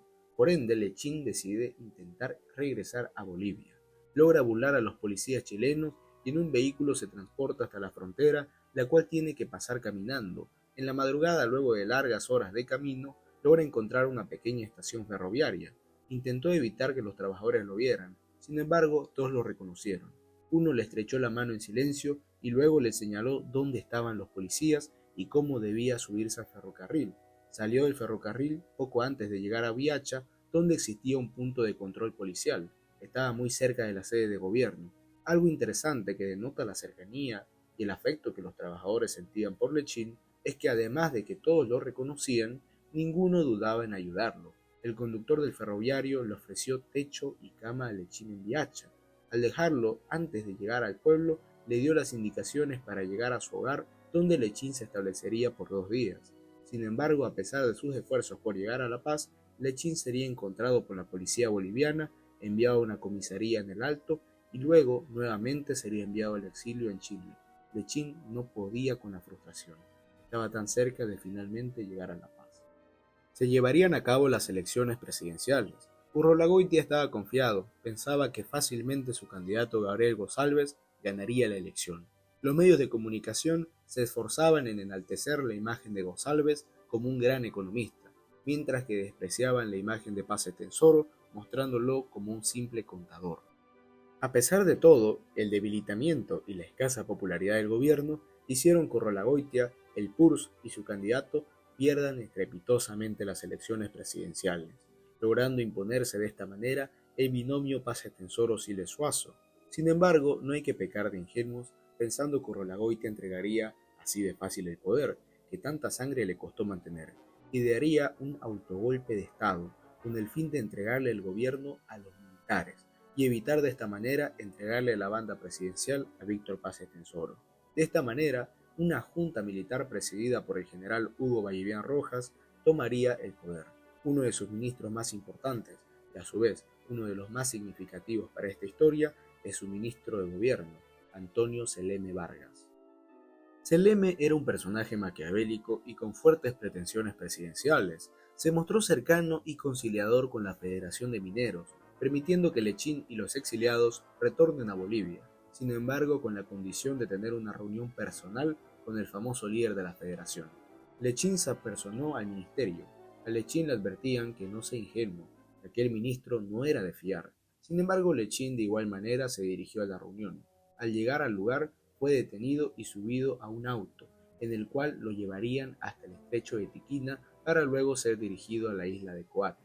Coati era el terror de los perseguidos políticos. Era una isla en medio del lago Titicaca. Se encontraba rodeada de gélidas aguas imposibles de nadar. Además, la isla se encontraba a una gran distancia de cualquier costa. Salir de Coati era no solo difícil, sino peligroso. Lechín era el único preso político hasta que llegó un agitador movimentista llamado Rolando Requena. Al inicio Rolando se negaba a hablar con Lechín, pero con el pasar de los días, al ser los únicos presos políticos, era con el único con el que podía hablar de temas ideológicos o políticos. Allí Lechín descubrió por qué Requena era tan distante al inicio. Rolando le comentó que Paz Estenssoro y ciertos sectores del MNR lo acusaban de ser comunista y que a sus militantes les decían que estaba prohibido hablar con Lechín. Lechín y Requena pasaban el tiempo jugando ajedrez y en una de sus partidas Lechín se detiene a pensar e intempestivamente surge una pregunta. ¿Qué tan difícil será escapar de acá? Idearon un plan para robar la lancha que traía provisiones cada ciertos días. Sin embargo, fueron delatados. Además, el gobernador de la cárcel de Coati era una persona alcohólica propensa a la violencia y los arranques de ira. Entonces Lechín y Requena no podían esperar para salir de dicha isla. Fue entonces que un policía que conocía a Lechín se acercó a él y le dijo que estaba a punto de ir en la lancha por provisiones y si quería algo. Fue entonces que Lechín le pide que envíe una pequeña carta a la Federación de Mineros. Resulta que antes de ser policía, aquel hombre era minero y por ende conocía al maestro Lechín. En el papel señalaba que se encontraba en la isla de Coati y si no los liberaban, tanto Lechín como Rolando Requena iniciarían una huelga de hambre. De esta manera comenzaron las presiones de la Federación al gobierno. Tras días de huelga de hambre, Lechín y Rolando estaban a punto de morir. El médico de la isla le dijo a Lechín: «Señor, su presión es de 56, muy baja. Su corazón podría fallar en cualquier momento. Sus costillas parecen cuerdas de guitarra y puede fallecer por inanición. Coma ahora mismo». Sin embargo, Lechín se negaba diciendo que solo comería cuando estuviera libre. Tanto él como Rolando, finalmente, con las presiones de la Federación y la huelga de hambre, lograron salir. El gobierno cedió y Lechín logró escapar de la isla de Coati. Pero la pesadilla no terminaba aquí. Una vez llegados a La Paz, el auto donde lo llevaban torció el camino hacia la frontera peruana. Un nuevo exilio se acercaba. Lo entregaron a policías peruanos en la frontera con el sello rojo de político. Pasarían 2 meses en una carceleta y posteriormente sería enviado a una de las tantas cárceles para presos políticos que existían en el Perú. Hay que recordar que en aquella época gobernaba el Perú el general Manuel A. Odría, y Lechín sería enviado a una cárcel donde podría entablar conversaciones con otros presos políticos, en especial apristas, con los cuales conversó sobre la realidad boliviana y ellos también le conversaron sobre la realidad peruana.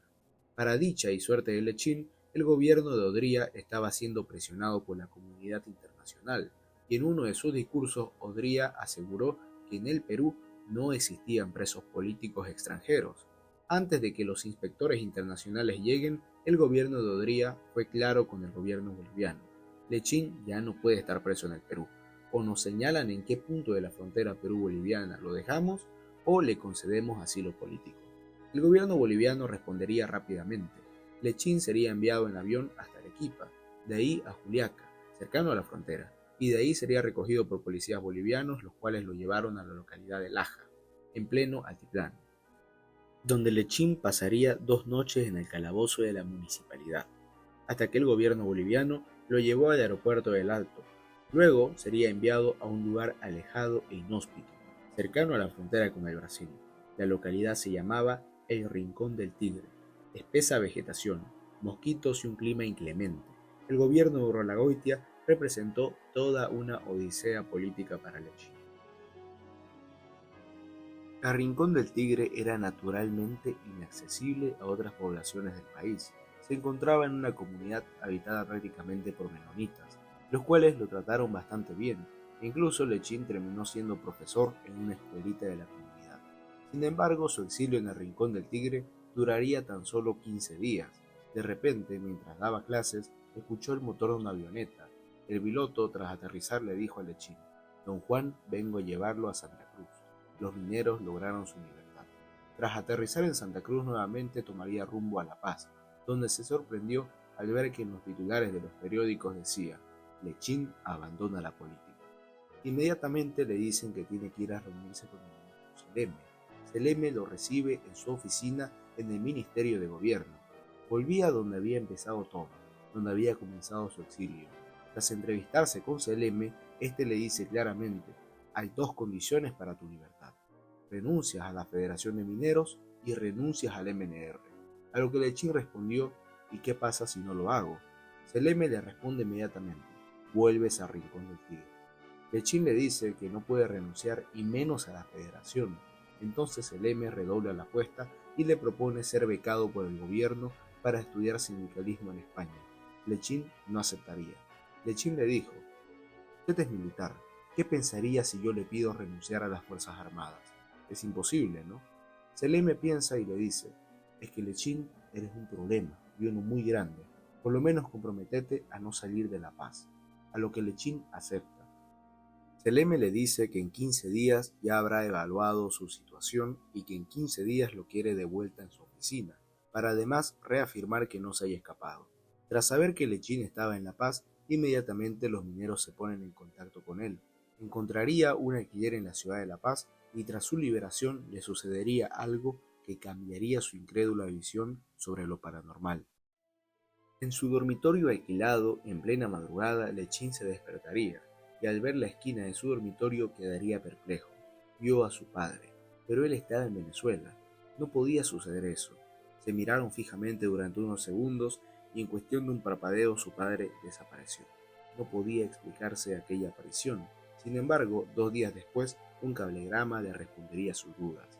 Dicho cablegrama venía desde Venezuela. Aquella noche su padre había fallecido. Al pasar los 15 días, Lechín se vuelve a presentar en la oficina de Seleme.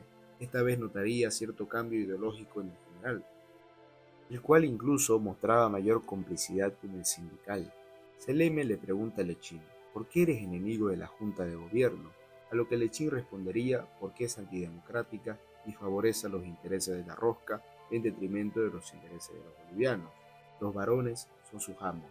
Seleme le responde: yo no tengo amos, mi único amo es mi país. Lechín le dice: si no son sus amos, ¿por qué bajaron el impuesto al Wolfram justo cuando el Wolfram tenía un precio internacional alto? El Estado boliviano perdió millones. Además, esa ley sobre dirigentes sindicales fue redactada en oficinas de la Patrona Mines. Fue entonces que Seleme dice unas palabras que dejaron su posición bastante clara. No todos los ministros estuvimos de acuerdo. Seleme termina la reunión acordando una nueva con Lechín, pero esta vez en su casa. Lechín ya olía la conspiración. La casa de Seleme se encontraba un piso arriba del Club Árabe de La Paz. Mientras Lechín subía las gradas, cruzó miradas con otro personaje que iba saliendo de la casa de Seleme, Óscar Únsuga de la Vega, líder de la Falange Socialista Boliviana. Lechín, al llegar a la casa de Seleme, le reclama y le dice por qué conspira con inexpertos políticos como los falangistas y no con el MNR, que tiene más presencia e influencia, a lo que Seleme le muestra un panfleto en el cual el MNR señala a Seleme como un ladrón. Además, Seleme no era el único en conspirar. El MNR conspiraba por su lado con otros actores del ejército. Pero lo cierto es que la figura del presidente Ballivián no era apoyada por casi nadie. Los días de Ballivián con la banda presidencial tenían los días contados. Conforme iba dialogando con Seleme, Lechín se dio cuenta que no solo quería derrocar al gobierno, sino que el mismo Seleme quería ocupar la presidencia. Resulta que él fue uno de los máximos coordinadores del autogolpe de Urrolagoitia y que aceptó no ser presidente con la condición de que para las próximas elecciones él sería candidato y ganaría dichas elecciones. Sin embargo, ya lo habían traicionado. Dentro del gobierno, el presidente de la rosca minera apoyaban a otro ministro como candidato, al ministro de Trabajo, el coronel Sergio Sánchez. Incluso en los periódicos de la rosca minera, es decir, La Razón y El Diario, los titulares llamaban al ministro Sánchez como el Perón boliviano, lo bautizaron como Peroncito y lo mostraban cercano a los trabajadores y como un potencial candidato, mientras Seleme era mostrado como simplemente un represor. Seleme se sentía traicionado. Seleme le dice a Lechín que el ministro Sánchez le pidió que lo retenga en el ministerio con el fin de intentar reemplazarlo en el sindicato de Catavi, de esta manera reafirmando su presencia con los trabajadores y afianzando su candidatura. Sin embargo, lo que no sabía era que las conspiraciones ya estaban en marcha. A la semana siguiente, Lechín vuelve a reunirse con Seleme. Esta vez había la presencia de un anciano árabe llamado Nasif. Se encontraban los tres, Nasif, Seleme y Lechín. Los tres tenían algo en común: odiaban al gobierno y eran descendientes árabes. Con la intermediación de Nasif, Lechín logró convencer a Seleme de dar el golpe de Estado junto al MNR.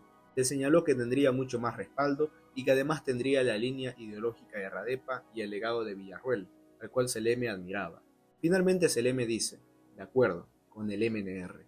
Sacó 3 vasos y una botella de coñac, y bajo las palabras: por mi decisión de tomar el poder con el MNR, brindaron y sellaron la alianza de la conspiración. Al siguiente día, Lechín se reunió con Siles Suazo y los demás líderes del Comité Revolucionario del MNR y les dijo: Seleme quiere golpear con nosotros. Todos recibieron la noticia con exaltación. Hay que recordar que Seleme era uno de los ministros más importantes, controlaba la Policía Nacional y como militar tenía una buena cantidad de facciones de las Fuerzas Armadas a su lado. El siguiente día, Siles Suazo se reúne con Seleme y su hermano en una casa de la calle Hermanos Manchego. La charla fue amigable y llegaron a un acuerdo. Seleme sería presidente en cogobierno con el MNR, que controlaría los ministerios de Hacienda y Trabajo, y luego se convocaría a elecciones para democratizar el país. La fecha fijada para el golpe de Estado, 12 de abril de 1952.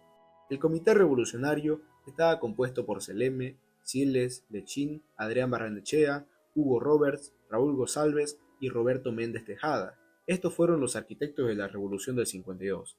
Paz Estenssoro, el jefe del partido, se encontraba en un apartamento en Buenos Aires. El plan de conspiración se iba puliendo.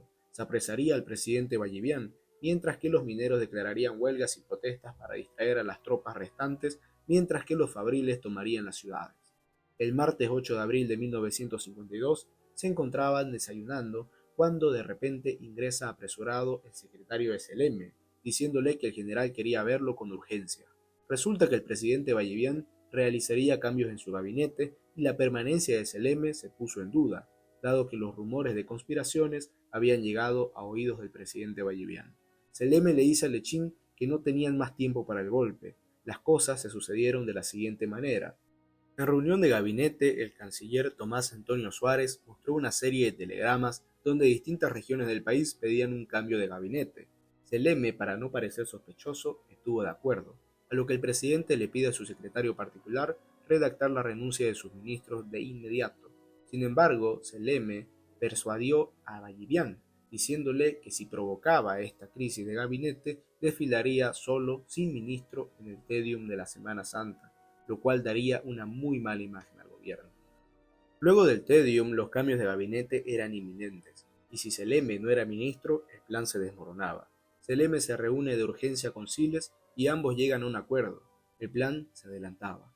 La revolución no sería el 12, sino el 9 de abril. Seleme moviliza a los policías, Siles a los grupos del MNR y Lechín a los fabriles para finalmente apoyar al general Antonio Miguel Seleme Vargas como nuevo presidente de la República. Finalmente llega el tan esperado 9 de abril.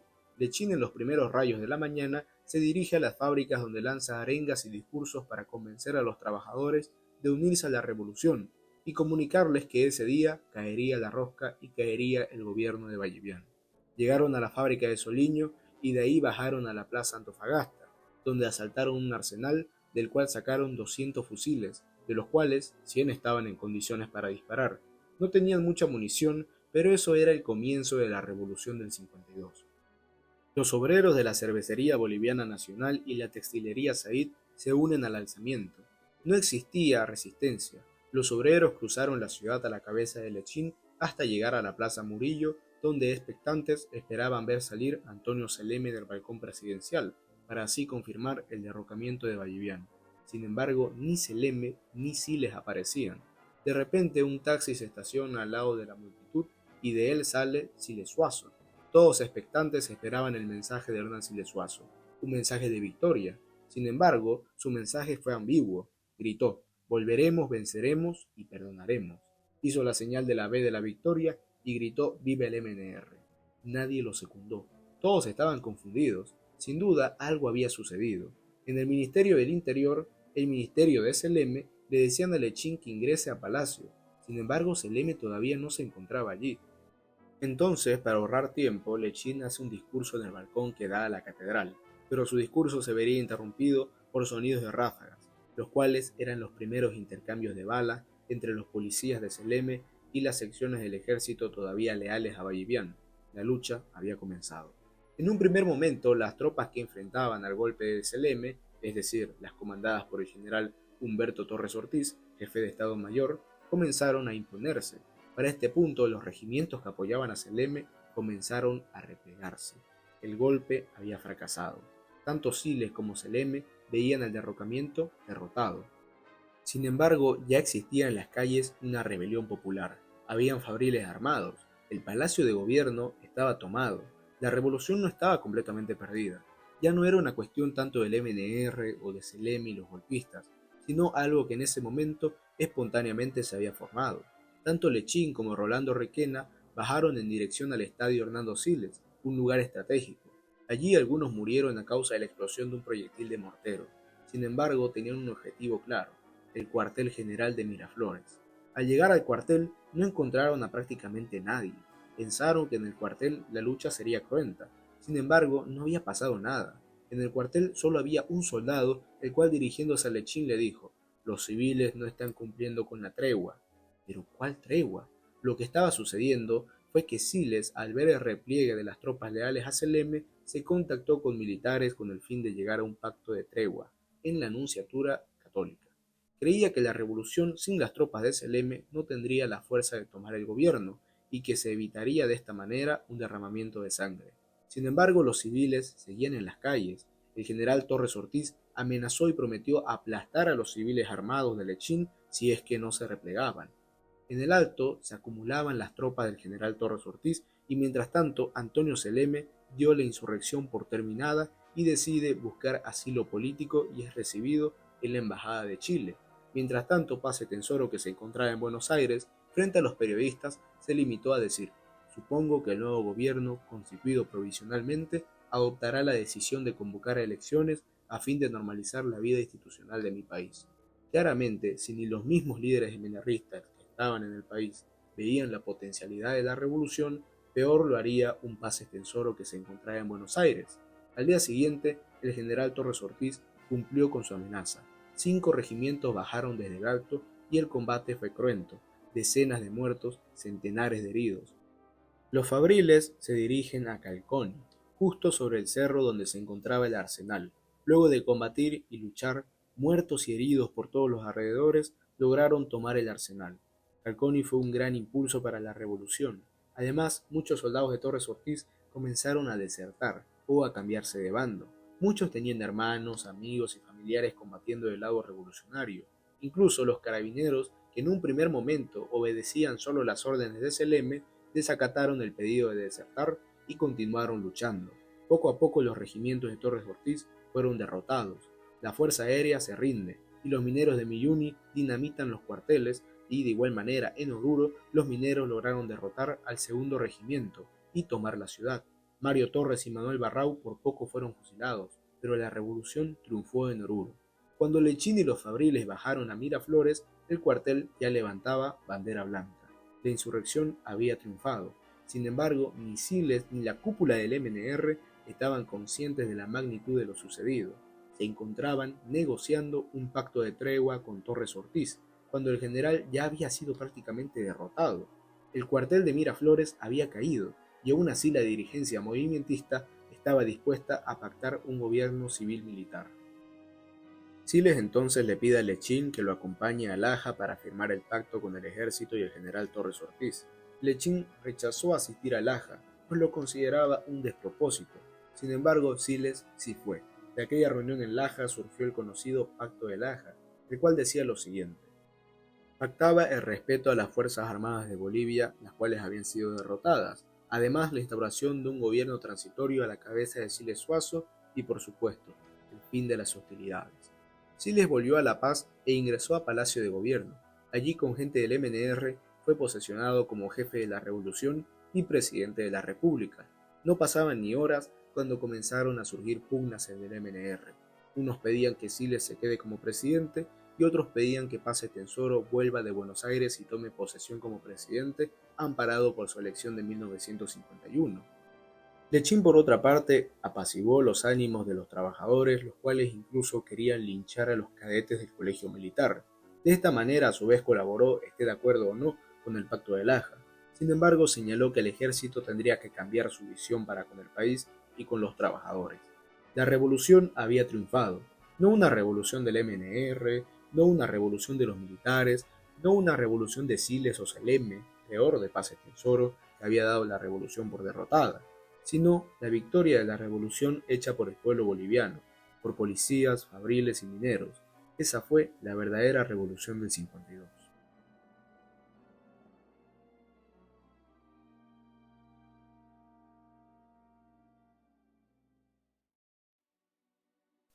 En esta primera parte explicamos la vida desde el nacimiento hasta el triunfo de la revolución.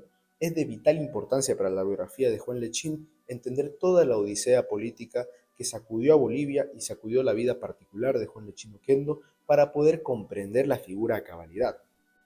En la siguiente parte analizaré el resto de la vida de don Juan Lechín Oquendo. Espero haya resultado de su agrado y les haya resultado informativo este documental. Sin más que decir, se despide Humberto Ferrer Quinteros y gracias por ver este documental.